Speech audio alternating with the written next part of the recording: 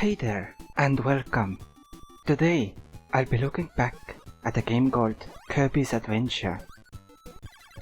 This is a platformer originally developed by HAL Laboratory and published by Nintendo back in 1993. The version I played was on the Switch Virtual Console, and I'll be showcasing the entirety of the first level or world in the background from that version. I played the regular one. There is also a special version for people who just want to play the extra game on its own. More on that later. Kirby's Adventure is an excellent platformer with a lot of variety in its stages. The Virtual Console version works quite well, although it did have occasional slowdowns in performance for me, for some reason. When I started playing it, it was difficult to put it down again because every mini session I did managed to get me immersed in this little world. The gameplay felt really good. The game is as responsive to button presses as it can be, so you shouldn't run into issues where you press the button but it didn't register, so you got hit or fell into the void. If you get hit, that's entirely on you. I also didn't feel like any of the stages had any trial and error in them.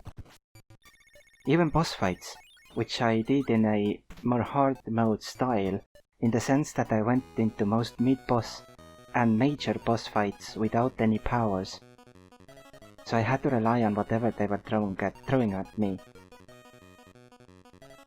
It was fun regardless, and thanks to the power system, you can give yourself even more variety by fighting different bosses with different powers each time. That could be a form of a challenge mode. Graphically, I thought the game looked cute. This is pixel art from 27 years ago, as of this recording, and it looks excellent. Many artists drawing their games in pixel art have a lot to learn from games like this. Kirby also had very detailed animations, and a surprising amount of different animations. The way he reacted to the world around him was amazing to see. Even small things like crashing on the ground or running into a wall had proper animated reactions. The game's bosses were quite different from each other. Most of them did help you by throwing stuff at you that you were able to inhale and shoot back. But there were also a few who were done in a different style, like for example a gauntlet.